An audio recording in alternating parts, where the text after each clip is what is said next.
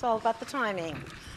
Well, hello, everyone. I am so honored to be able to moderate this conversation about women's leadership in the boardroom and strategies to get more women in positions of power.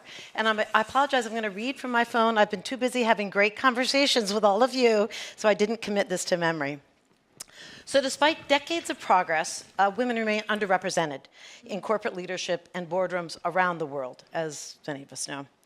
Today, we'll explore how we can accelerate change, not just by inspiring individual women to lead, but by redesigning the rules and structures that determine who gets to lead in the first place. I'm joined by three remarkable women leaders, transforming both board culture and the nature of work itself. Wonderful to be here with you. Thanks for all the incredible work you're doing. Before we dive into the specifics, I want to ground the conversation in the idea of power building. Sitting on boards isn't just about governance, it's about influence, access, shaping the direction of entire industries, to your point that we were talking about earlier. So let's get started. First, a little group activity. I know everybody after lunch needs to feel participating in the conversation. So please raise your hand if you serve on a for-profit private sector board. Anybody here serve on a for-profit private sector board? Okay, look around, look around. Okay, the next question is, who here would like to sit on a for-profit private sector board? Keep those hands raised. Maybe you can make some connections. See if you can connect on LinkedIn, and we can have some progress right out of this very room this afternoon.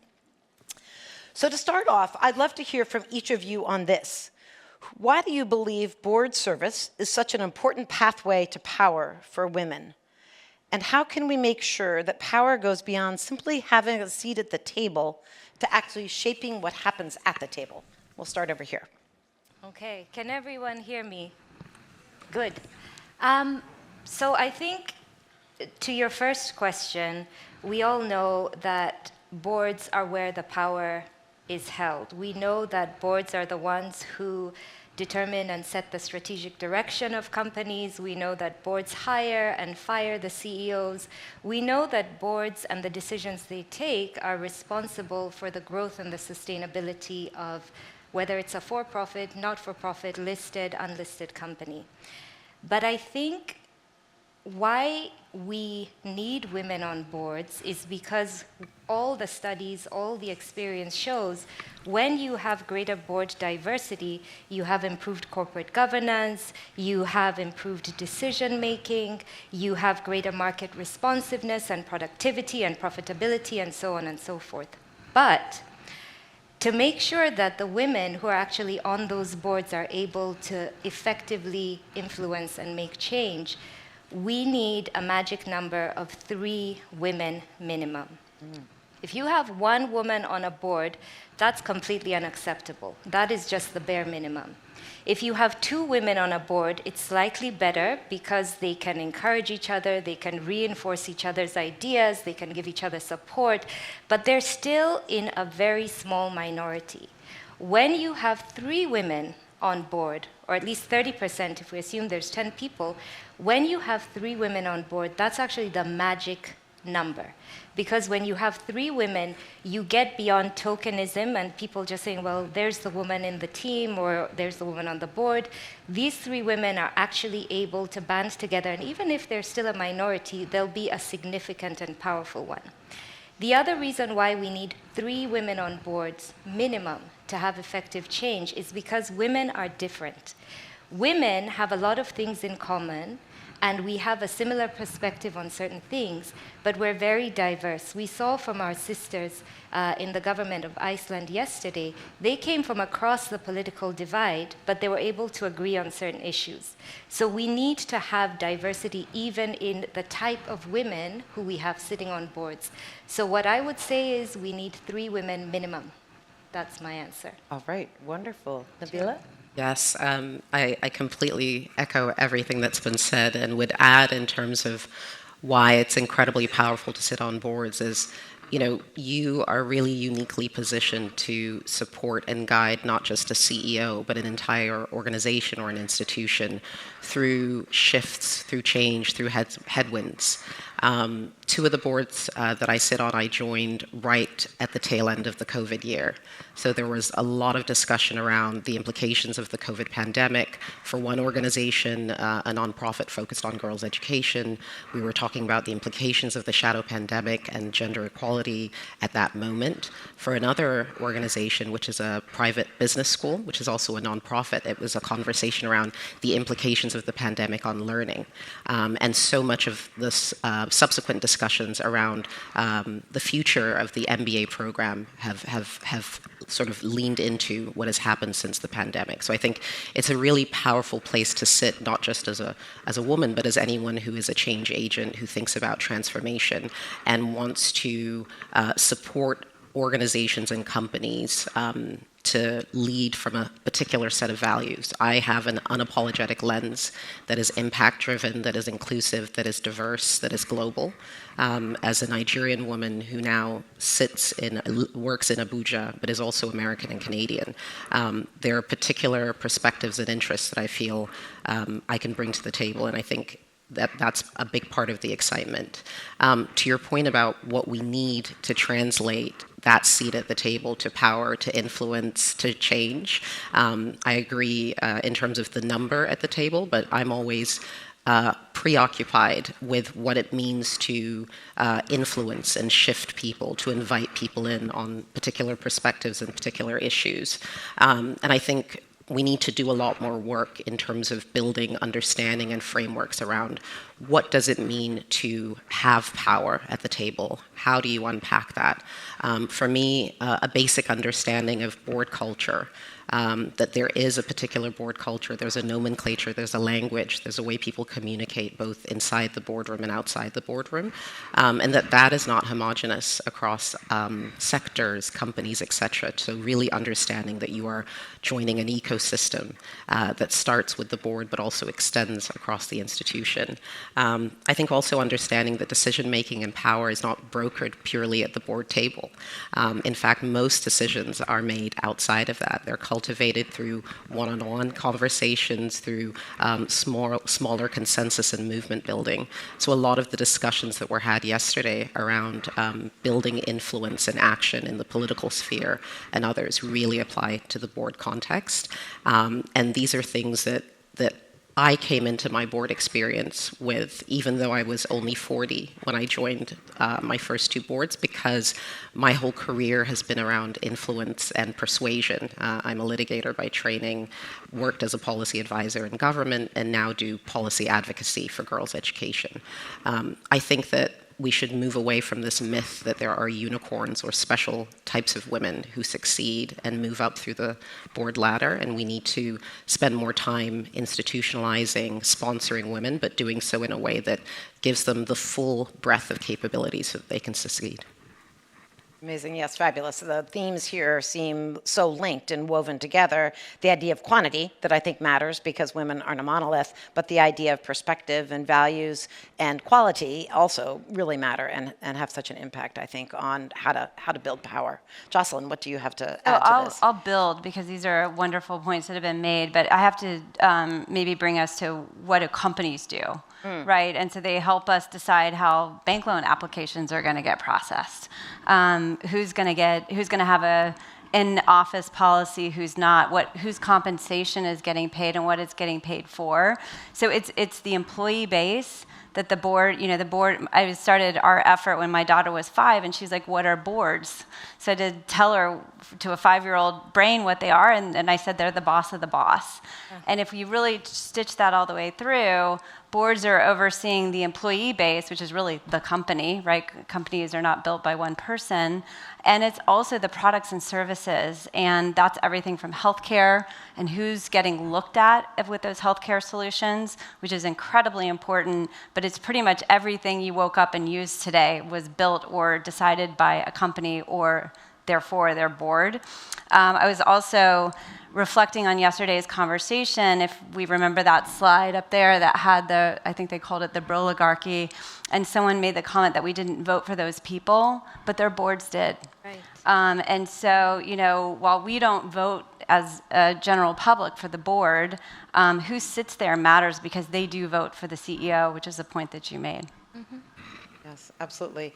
Sticking with you, Jocelyn, your work with Illumyn is shaping access to the private board ecosystem, as you were just explaining, where we know that less than 5% of seats are filled by open recruitment. What have you learned about breaking into that networked world, and how can women, especially those who may be under-networked, strategically build the relationships that open those doors? Can you say a little more about that? Sure. I'll start with some numbers because even though I sit in the U.S. and these are U.S. numbers, the trend is global. So most companies are not listed and they're not public.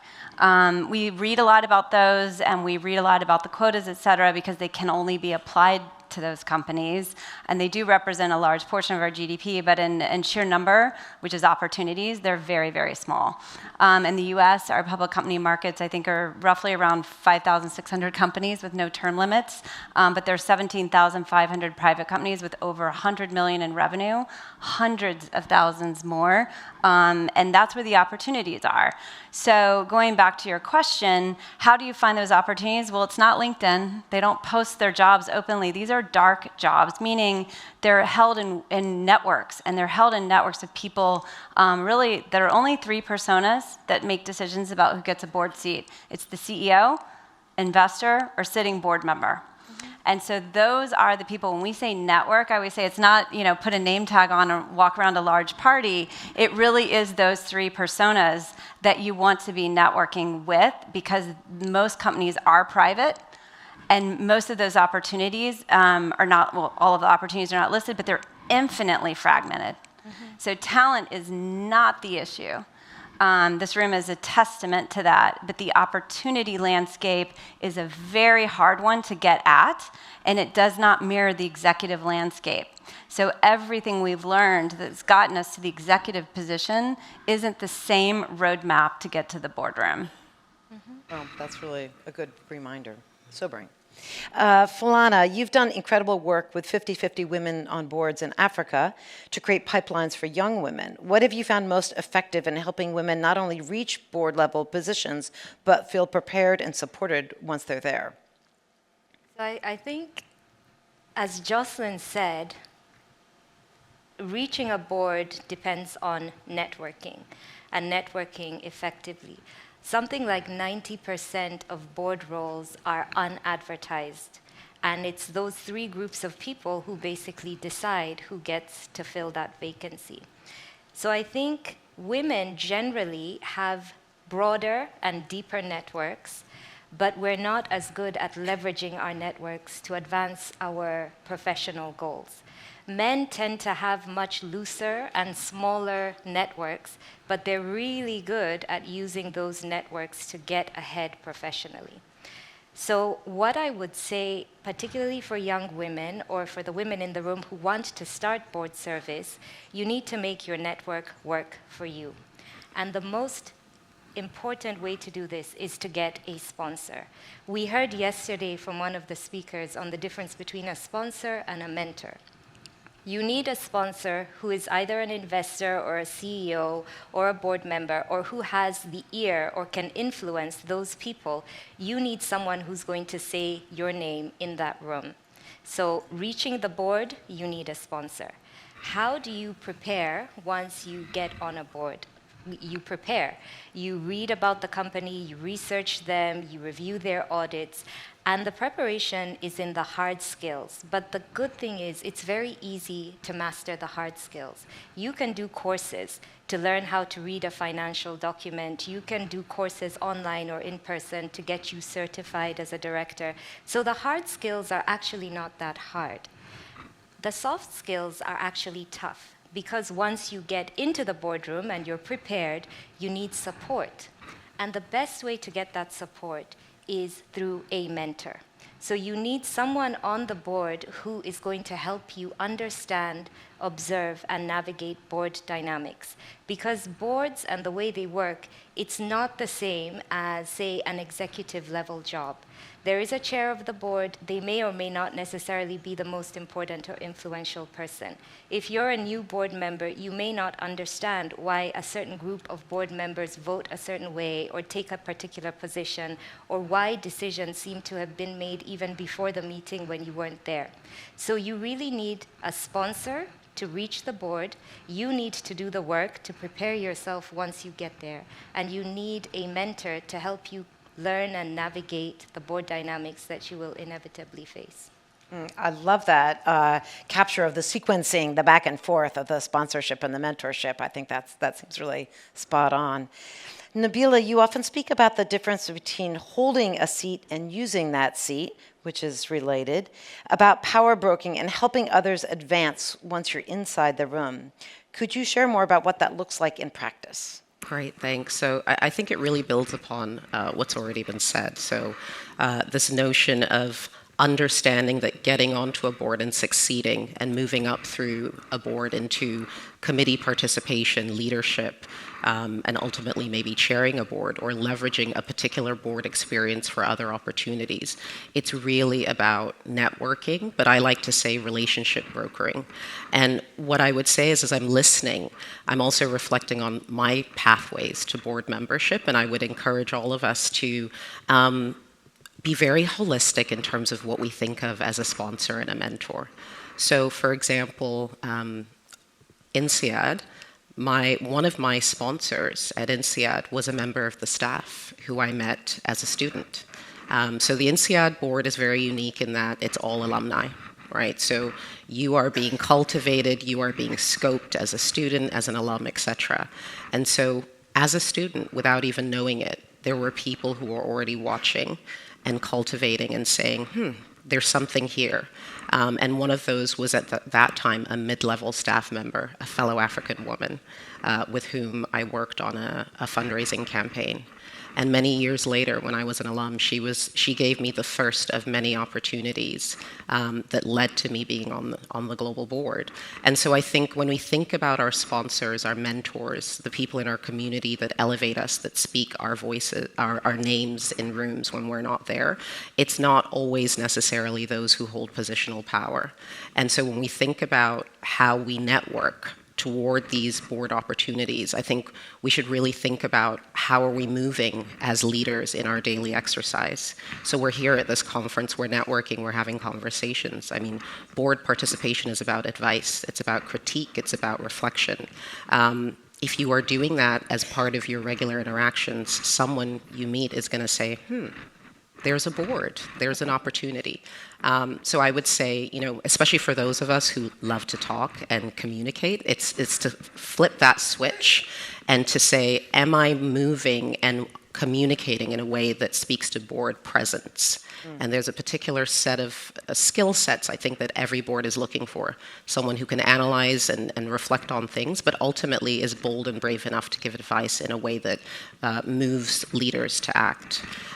Some other areas of reflection, I think, is really understanding that there are formal and informal ecosystems that drive board power. So I talked about what happens at the board table, the conversations in between, your interaction with the teams. We talk about the board often like it sort of exists on an island all by itself, but the board is integrated with the executive team, with staff. I, as a board member, work closely across the different levels of the organizations I serve.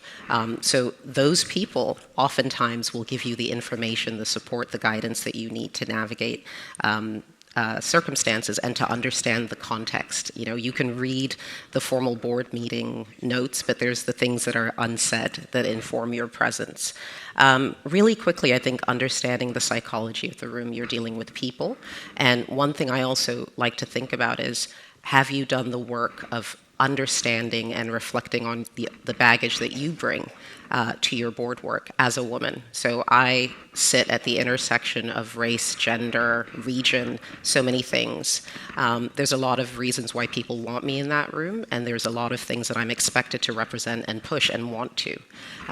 That is power, but it's also baggage. So to what extent is that informing the way I show up, the way I interact, the subconscious bias I take into certain conversations? I think having an awareness of that, building resilience around your own triggers, and understanding that moving on an issue, especially one that you're super passionate about, is as much about building consensus and having others lend voice to a cause. Those are the things that speak to power at the table, and that ultimately board chairs and committee chairs do. Indeed. We only have 7 seconds left, but Jocelyn, boy, that did go quickly. And I'm excited to get to Sky Lagoon, so I want to keep everybody on target. But I thought you in the green room had some really interesting quick thoughts on what lessons we can learn from this conversation to apply for the future when we're looking back 30 years at tech companies and AI in the advance. Maybe you can do that in 15 seconds or less, perhaps? Sure, I'll do it really quickly. We did a study of AI company boards headquartered in California because that represents a large portion. In fact, 32 of the top 50 are located in California. 15% of the directors are women. 40% of those boards have 0 women. That's who's governing AI right now. Regulation will come. It will be a follower, not a leader. It's incredibly important that we all, for everyone here, if you're interested in sitting on a board, please find me. If you have AI experience, the board needs you like crazy. So those would be my takeaways. And optimistically, this is something we can change now. We don't need to be here 30 years from now talking about how we didn't do anything, because everyone in this room can do something. So thanks for putting this conversation on the stage today. Yeah, and thanks to all of you. And perhaps, given that we're out of time and there's not time for a proper call to action, everybody can come find these amazing 3 panelists and get more information about their key takeaways and things they have to offer. Thank you. Thank you.